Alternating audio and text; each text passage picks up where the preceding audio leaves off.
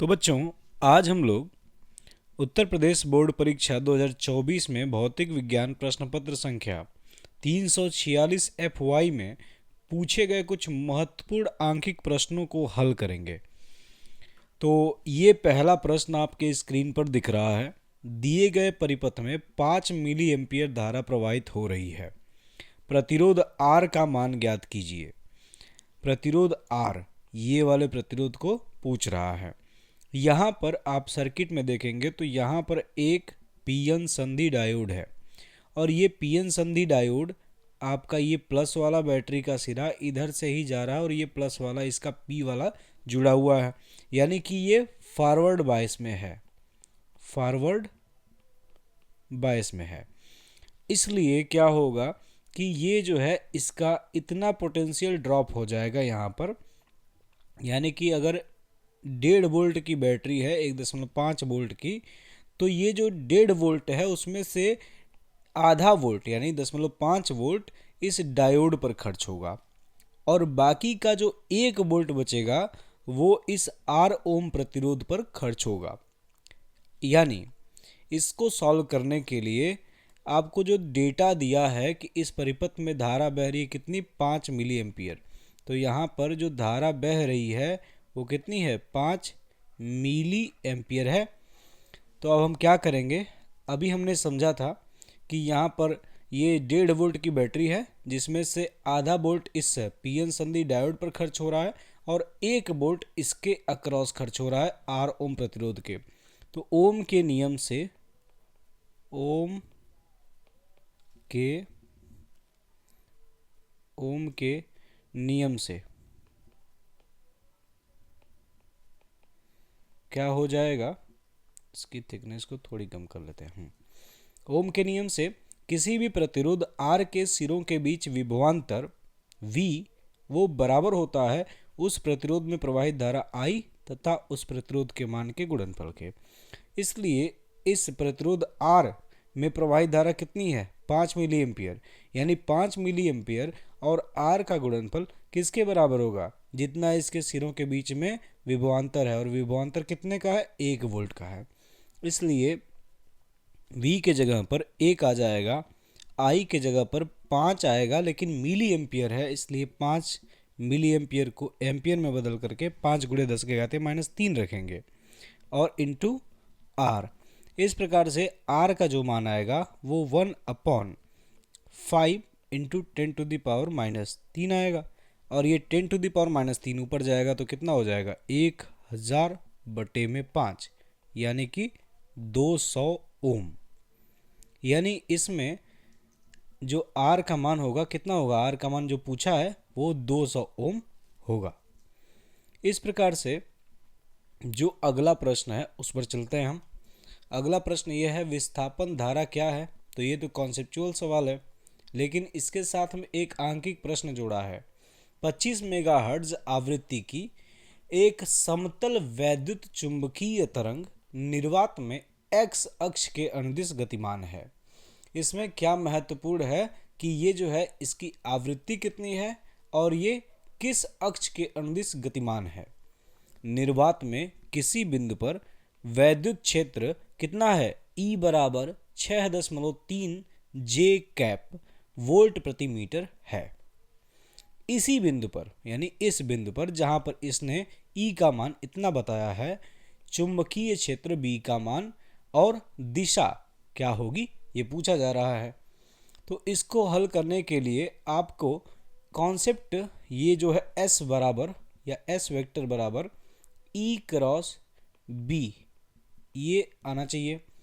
यानी S क्या है, वो डायरेक्शन वेक्टर है जिधर ये जो समतल वैद्युत चुंबकीय तरंग चल रही है, और S की जो डायरेक्शन है वो है I कैप की, और E की डायरेक्शन को अगर देखेंगे आप उस बिंदु पर E की डायरेक्शन क्या है, तो E की डायरेक्शन है 6.3 J कैप इसका मान है। यानी E की डायरेक्शन कौन सी है, J कैप वाली डायरेक्शन है। यानी E की जगह अगर J कैप लिख दिया जाए तो यहाँ पर क्या आना चाहिए, I कैप बराबर J cap cross K cap आना चाहिए, क्योंकि अगर आप देखेंगे तो I cap cross J cap ये बराबर होता है के कैप के, और उसी प्रकार से आई कैप अथवा एक सेकेंड इसको बैक करते हैं, उसी तरह से जे कैप क्रॉस के कैप ये बराबर होता है आई कैप के। यानी इस प्रकार से हमें एक चीज़ ये पता चल जाती है कि बी की जो डायरेक्शन होगी वो क्या होगी, तो बी की डायरेक्शन के कैप होगी। अब बी के मान को कैसे ज्ञात करेंगे, तो एक फार्मूला ये होता है E अपॉन बी, ये बराबर होता है निर्वात में प्रकाश की चाल c के। तो यहाँ से E का जो मान है, E का जो मान दिया है कितना दिया है 6.3 यहाँ पर वोल्ट प्रति मीटर है, वोल्ट प्रति मीटर है। तो E का ये मान है, यहाँ पर हम ला करके रखेंगे। C का मान हमको पता होगा 3 × 10⁸ होता है मीटर प्रति सेकंड में। तो 6.3 अपॉन B इक्वल्स 3 × 10⁸। अब यहाँ से B बराबर कितना हो जाएगा 6.3 अपॉन 3 × 10⁸। इसको हल करेंगे, ये 3 से काटेंगे इसको, तो ये 2.1 आएगा। 2.1 इंटू 10⁻⁻8 टेस्ला। तो उस बिंदु पर B का जो मान होगा वेक्टर फॉर्म में वो होगा 2.1 इंटू 10⁻⁻8, और इसकी डायरेक्शन क्या आएगी के कैप। यानी ये किस अक्ष के अनुदिश होगा, जेड अक्ष के अनुदिश होगा, मात्रक टेस्ला। ये इसका जवाब होगा। अब हम लोग अगले प्रश्न पर बढ़ते हैं। तो अगला जो प्रश्न है इसमें ये कह रहा है कि C1 माइक्रोफैरड तथा C2 माइक्रोफैरड धारिता के दो संधारित्रों को समांतर क्रम में जोड़ने पर तुल्य धारिता कितनी आ रही है 20 माइक्रोफैरड है, और यदि उन्हें श्रेणी क्रम में जोड़ा जाए तब तुल्य धारिता कितनी आ रही है 4.8 माइक्रोफैरड आ रही है। तब पूछ रहा है C1 व C2 की धारिताओं में अनुपात ज्ञात कीजिए, जहां पर इसने एक बहुत ही महत्वपूर्ण इंफॉर्मेशन आखिरी में दिया है कि जो C1 कौन सा रहेगा, C1 वो रहेगा जो बड़ा होगा और C2 वो रहेगा जो छोटा होगा, अगर आप दोनों की तुलना करेंगे तो इसको हल करेंगे। तो इसमें जो पहला बोल रहा है समांतर क्रम में जोड़ने पर तुल्य धारिता 20 माइक्रोफैरड है, तो समांतर क्रम में जोड़ने के पर तुल्य धारिता कितनी आती है C1 प्लस C2 आती है, और C1 प्लस C2 का मान जो दिया है वो है 20 माइक्रोफैरड। इसके बाद क्या कह रहा है कि यदि उन्हें श्रेणी क्रम में जोड़ा जाए तब तुल्य धारिता 4.8 माइक्रोफैरड होती है। यानी कि 1/C1 प्लस 1/C2 ये किसके बराबर होगा 1 तुल्य धारिता, और इस केस में श्रेणी क्रम में जो तुल्य धारिता है वो है 4.8 माइक्रोफैरड। अब यहाँ यूनिट आप नहीं भी लिखेंगे तो भी काम चल जाएगा, क्योंकि आपको पता है कि यूनिट जो C1 और C2 की आएगी वो भी माइक्रोफैरड में ही आएगी। अब इसको हल करना है, तो इसको हल करने का क्या तरीका है, तो यहाँ पर जो ये दूसरी इक्वेशन है इसको पहली इक्वेशन बना लेंगे, इसको दूसरी इक्वेशन बना लेंगे। दूसरी इक्वेशन को हल करेंगे तो यहाँ एलसीएम हो जाएगा C1 C2, और यहाँ आ जाएगा C1 प्लस C2 ऊपर, बराबर होगा किसके 1/4.8 के। अब हम समीकरण 1 से C1 प्लस C2 का मान ला करके यहाँ पर रख देंगे। कहाँ पर एग्जैक्टली रखेंगे, तो एग्जैक्टली यहाँ रखा जाएगा ये मान, यहाँ पर। तो यहाँ रखेंगे 20/C1 C2 बराबर 1/4.8। यहाँ से C1 C2 का जो मान आएगा वो 20 × 4.8 आएगा। अब 20 × 4.8 करेंगे तो ये 96 के बराबर आएगा। 48 × 96 होता है, और दशमलव से ये हट गया, तो दशमलव से ये 10 × दशमलव कर दिए तो हट गया, ठीक है। इसके बाद C1 C2 अगर आपके 96 आ चुके हैं तो आपको एक तरीका पता है कि अगर आपको A प्लस बी दिया है और आपको ए बी दिया है तो आप A माइनस बी निकाल सकते हैं। उसी तरीके से हम लोग यहाँ पर C1 माइनस C2 निकालेंगे, तो C1 माइनस C2 बराबर होगा √ C1 प्लस C2 का whole square minus 4C1 C2। अब यहाँ पर इसको समीकरण 3 बनाएंगे, और समीकरण 1 व 3 से हम मानों को ला करके रखेंगे। तो तो समीकरण एक से जो है यहाँ पर समीकरण एक है C1 प्लस C2 का मान कितना है 20 है, तो 20 यहाँ पर रख देंगे, 20 का स्क्वायर माइनस 4, और यहाँ C1 C2 का मान कितना आया है 96 आया है। इसको हल करेंगे, 20 का स्क्वायर 400 माइनस 4 छका 24, 4 नवा 36 और 36 और 2 38, 384 आया। यानी अब ये अंदर कितना बचा 16 बचा। इस प्रकार से C1 माइनस C2 का मान कितना आ गया 4 आ गया। C1 माइनस C2 बराबर 4। ये समीकरण नंबर 4 हो गई। अब समीकरण 1 व 4 से हम क्या करेंगे, 1 और 4 को जोड़ देंगे। तो यहाँ C1 प्लस C2 बराबर कितना है 20 है, और C1 माइनस C2 बराबर कितना है 4 है। दोनों को जोड़ देंगे तो ये कट जाएगा, और यहाँ पर 2C1 बराबर आ जाएगा 24, और C1 बराबर क्या आ जाएगा 12। और C1 बराबर अगर 12 है तो इसको ले जा करके हम कहाँ रख देंगे समीकरण नंबर 4 में। तो 12 माइनस यानी 12 माइनस C2 बराबर 4। तो C2 का मान कितना आ जाएगा, 12 में से 4 जाए 8। अब क्या बोला था, C1 जो है वो C2 से बड़ा है, तो यहाँ पर C1 का मान 12 है और C2 का मान 8 है। तो जो आपसे पूछा था C1 अनुपाते C2, उसका मान कितना आएगा 12 अनुपाते 8, अथवा 4 अनुपाते नहीं 4 ते 12 3 अनुपाते 2 आएगा, 3 अनुपाते 2, क्योंकि 4 से आप काट देंगे, 4 3 12 और 4 दूनी 8। तो C1 अनुपाते C2 का मान जो आ रहा है वो है 3 अनुपाते 2। इस प्रकार से इस प्रश्न को हमने किया, एक बार पूरा आप देख लीजिए इस तरह से। अब हम अगले प्रश्न पर बढ़ते हैं। ये प्रश्न प्रकाश वैद्युत प्रभाव से संबंधित है। आइंस्टीन का प्रकाश वैद्युत समीकरण लिखिए, तो ये तो थियोरी का पोर्शन है। इसके साथ में इसने एक प्रश्न जोड़ा है, ये 3 नंबर का क्वेश्चन है। 0.5 इलेक्ट्रॉन वोल्ट कार्यफलन वाली धातु प्लेट पर क्रमशः 1 इलेक्ट्रॉन वोल्ट तथा 2.5 इलेक्ट्रॉन वोल्ट ऊर्जा वाले फोटॉन आपतित होते हैं। यदि उत्सर्जित फोटो इलेक्ट्रॉनों की अधिकतम गतिज ऊर्जाएं क्रमशः K1 तथा K2 तथा उनके वेग क्रमशः V1 तथा V2 हों, तो आपसे क्या पूछ रहा है, K1 बटे में K2 निकालिए तथा V1 बटे में V2 निकालिए।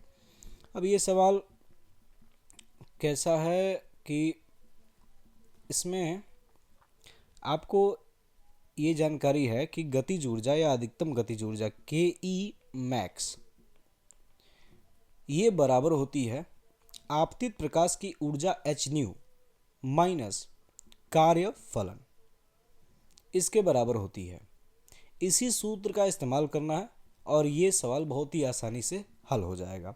तो इसमें पहले वाले केस में इसने h न्यू1, अगर कहा जाए h न्यू1 का मान जो दिया है वो 1 इलेक्ट्रॉन वोल्ट, और h न्यू2 यानी दूसरा जो फोटोन है जिसकी ऊर्जा कितनी है 2.5 इलेक्ट्रॉन वोल्ट ये दिया है, और उसके साथ में जो कार्य फलन है धातु का उसका मान 0.5 इलेक्ट्रॉन वोल्ट दिया है यहाँ पर। तो इसी में हम लोग रखेंगे। तो मान लो कि पहला फोटॉन आपतित हुआ h न्यू1 का, उसके लिए अधिकतम गतिज ऊर्जा K1 है, तो K1 का मान कितना होगा h न्यू1 माइनस W यहाँ से K1 बराबर कितना आ जाएगा, तो मानों को रख देंगे 1 माइनस 0.5 यानी कि 0.5 इलेक्ट्रॉन वोल्ट। इसी तरह से K2 बराबर क्या होगा h न्यू2 माइनस W। अब h न्यू2 के जगह पर आप क्या लाकर रखेंगे 2.5 इलेक्ट्रॉन वोल्ट। इलेक्ट्रॉन वोल्ट यहाँ पर न लिख करके सिंपली 2.5 लिखते हैं माइनस 0.5। इसको हल करेंगे तो ये 2 आ जाएगा, यानी K2 का मान कितना आ गया 2 इलेक्ट्रॉन वोल्ट आ गया। अब हमें K1 अपॉन K2 ज्ञात करना था, तो K1 अपॉन K2 बराबर क्या हो जाएगा 0.5 अपॉन 2। इसको हल करेंगे, 0 उड़ाएंगे इधर आ जाएगा, तो आ जाएगा 1/4, क्योंकि 5 से इसको काट दिया 4 बार। यानी ये पहला उत्तर हो जाएगा आपका K1 अपॉन K2 बराबर 1/4। इसको आप यहाँ पर लिख सकते हैं नीचे K1 अपॉन K2 बराबर 1/4। अब आपको पता है कि जो के का फार्मूला होता है, के फॉर काइनेटिक एनर्जी, वो बराबर होता है 1/2 mv²। अब यहाँ पर फोटोन जो है वो दोनों में फोटोन ही है और फोटोन की ही ऊर्जा, सॉरी यहाँ पर इलेक्ट्रॉन है, फोटो इलेक्ट्रॉन है, तो फोटो इलेक्ट्रॉन का जो मास होगा me वो दोनों में सेम होगा, दोनों ही स्थितियों में इलेक्ट्रॉन ही उत्सर्जित हो रहा है, इसलिए दोनों के जो वेग हैं वो सिर्फ अलग होंगे लेकिन उनके मास समान होंगे, द्रव्यमान उसके समान होंगे। तो यहाँ पर ये K1 का मान हो जाएगा 1/2 MeV1² और K2 का जो मान होगा वो होगा 1/2 MeV2²। इस प्रकार से अगर आप इन दोनों के अनुपातों को निकालेंगे तो K1/K2 बराबर होगा V1² V2²। और अभी हमने K1/K2 निकाला है, तो K1/K2 बराबर है V1/V2 का होल स्क्वायर बराबर है 1/4 के। इस प्रकार से V1/V2 यानी दोनों तरफ अंडर रूट ले लेंगे तो ये कितने के बराबर आ जाएगा, 1/2 के बराबर आ जाएगा। इस तरह से इस प्रश्न को हमने हल किया। अब अगला प्रश्न, इस प्रश्न में ये थोड़ा सा ट्रिकी प्रश्न है और बहुत ही कॉन्सेप्चुअली जो क्लियर रहेगा वही हल कर पाएगा इसे अच्छे से। तो देखिए इसमें क्या दिया है, ये प्रश्न पढ़ते हैं।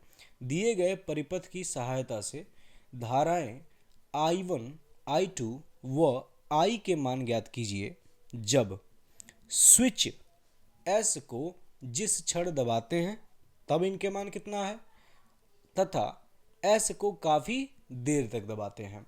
यानी कि जब इसने इस स्विच को, अब देखिए परिपथ में क्या क्या है, तो परिपथ में एक 10 वोल्ट की बैटरी है और यहाँ पर इस तरह से ये कनेक्टेड है एक 5 ओम के प्रतिरोध से, और यहाँ पर ये कुंजी है, स्विच है, स्विच S। इसके बाद ये दूसरा पोर्शन जो है इसमें यहाँ पर ये एक तरह से ये इंडक्टर है, इंडक्टर कनेक्टेड है एक प्रतिरोध 10 ओम के साथ और यहाँ पर इस तरह से ये कनेक्टेड है, ये एक अलग परिपथ। अब यहाँ पर क्या होगा, दो स्थितियाँ हैं, अब इसको हम लोग इस तरह से हल करेंगे। तो पहली स्थिति, जब S को जिस क्षण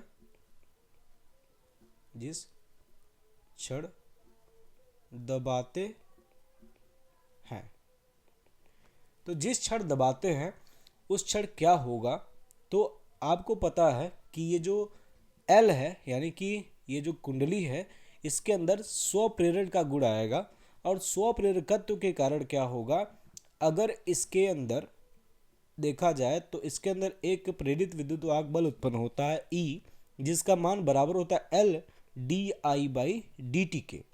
अब इस क्षण में अगर देखा जाए कि S को जिस क्षण दबा रहे हैं उस क्षण यहाँ पर जो डेल्टा टी है अथवा जो dt है एक तरह से उसका मान 0 है। अगर उसका मान 0 है तो E का मान क्या होगा, इनफाइनाइट होगा, यानी dt का मान को 0 कर दो तो ये इसका मान इनफाइनाइट हो जाएगा। बहुत ही छोटे समय अंतराल के लिए E का मान इनफाइनाइट होगा। अब E का मान अगर इनफाइनाइट है तो क्या इधर से कोई धारा बहेगी, क्योंकि जो E इसमें उत्पन्न होता है वो -LdI/dt होता है, यानी कि अगर इधर ये प्लस है ना, इधर प्लस, तो यहाँ पर ये माइनस उत्पन्न होगा, यहाँ पर प्लस उत्पन्न होगा। इस प्रकार से ये पूरी तरह से धारा को रोक देगा, यानी धारा इसमें प्रवाहित ही नहीं होगी। यानी अगर देखा जाए तो I2 का जो मान है इसमें डायरेक्टली I2 जो होगा वो हमारा 0 हो जाएगा। और जो हमारी सर्किट होगी वो सर्किट कुछ इस प्रकार की होगी कि यहाँ S जो है वो बंद हो चुका है, यहाँ पर S, और यहाँ पर ये कितना ओम का था, 5 ओम का है, तो 5 ओम रहेगा, 5 ओम का, और यहाँ ये 10 वोल्ट की बैटरी थी, 10 वोल्ट की बैटरी रहेगी और ये इस तरह से जुड़े होंगे। तो इसमें धारा I1 बह रही थी और यहाँ पर धारा I बह रही थी। तो इस केस में ये 10 वोल्ट का जो विभवांतर है ये किससे कनेक्टेड है, 5 ओम के एक प्रतिरोध से कनेक्टेड है। तो इसलिए ये बहुत ही सिंपल एक सवाल बन जाएगा जिसमें ओम के नियम से 5 ओम प्रतिरोध के सिरों के बीच विभवांतर 10 वोल्ट का है, इसलिए 10 बराबर यानी V बराबर आई आर से 10 बराबर I × 5 कर देंगे। और इसमें I वाले 5 वाले में जो है I1 धारा बह रही है, इसलिए क्या होगा, I1 हो जाएगा। तो I1 × 5 यानी I1 का मान कितना आ जाएगा, 2 एम्पियर आ जाएगा। और यहाँ पर आप देख सकते हैं इसमें कि अगर इस वाली कंडीशन में देखेंगे तो I1 और I ये दोनों ही बराबर होंगे, यानी कि I1 बराबर I बराबर 2 एम्पियर होगा और I2 क्या होगा इस स्थिति में 0 होगा। अब देखिए दूसरी स्थिति क्या है कि S को काफ़ी देर तक दबाते हैं, तो S को काफ़ी देर तक दबाते हैं। इस स्थिति में क्या होगा, तो इस स्थिति में देखिए कि इसमें जब देर तक आप दबा दिए तो अब क्या हुआ, अब आपने डेल्टा टी या डी टी को जीरो नहीं किया, D T is not equals to zero. अब यहाँ पर क्या होगा, ओवर द टाइम जब डी टी का मान काफ़ी ज़्यादा हो जाएगा, यानी इंटरवल जो है उसका मान काफ़ी ज़्यादा हो गया। यहाँ पर देखिए ई बराबर क्या होता है, -L delta I by delta T. अब यहाँ पर आप काफ़ी देर तक दबा दिए तो यहाँ पर डेल्टा टी का मान काफ़ी ज़्यादा है, बड़ा है, तो क्या होगा, ई का मान जो होगा वो 0 हो जाएगा लगभग। अगर डेल्टा टी एक तरह से इन्फाइनाइट मान लिया जाए तो ई का मान 0 हो जाएगा। अब ई का मान अगर 0 हो गया तो इसमें कोई भी उल्टा विभव नहीं उत्पन्न हुआ है। अब उल्टा विभव कोई अगर उत्पन्न नहीं हुआ है तो ये क्या होगा, एक तरह से ये सिंपल तार की तरह व्यवहार करेगा, यानी इसमें से धारा सीधे निकल जाएगी। तो यहाँ पर जो सर्किट बनेगा अब वो कुछ इस प्रकार का होगा, 10 वोल्ट, यहाँ पर ये स्विच जुड़ चुका है और यहाँ पर ये 5 ओम का प्रतिरोध रहेगा, 5 ओम, और यहाँ पर ये कितने का प्रतिरोध था, 10 ओम का, क्योंकि अब ये जो यहाँ पर 100 प्रेरकत्व वाली जो चीज़ थी इंडक्टर, वो हट जाएगी और ये सिर्फ तार की तरह व्यवहार करेगा, सिंपल। और यहाँ पर कितने ओम का प्रतिरोध है, 10 ओम का प्रतिरोध है। इसमें जो धारा बह रही है वो है I1, इसमें जो धारा बह रही है वो है I2, और यहाँ पर जो धारा है वो है I। तो अब इसको हल करेंगे हम लोग, तो इसमें देखा जाए तो ये 5 ओम और 10 ओम ये दोनों ही कैसे हैं, समांतर क्रम में जुड़े हुए हैं, 5 ओम और 10 ओम, और दोनों के सिरों के बीच में कितने का विभवांतर है, 10 वोल्ट का विभवांतर है। तो बहुत ही आसानी से हम लोग ओम का नियम दोनों के लिए लगाएंगे और दोनों में धाराओं का मान ज्ञात कर लेंगे।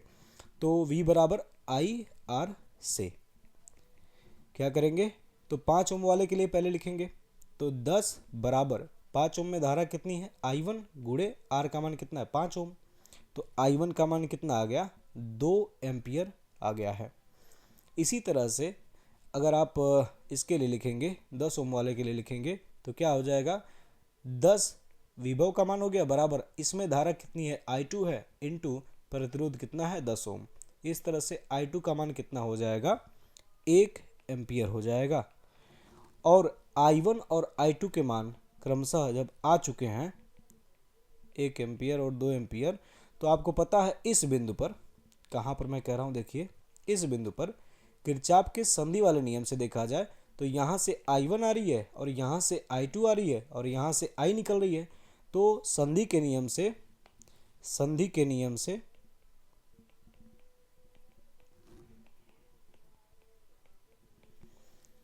I बराबर क्या होगा, I1 प्लस I2 होगा, यानी कि I बराबर 3 एम्पियर। इस तरह से हम लोग इस प्रश्न को हल किए। यहाँ पर आप इसे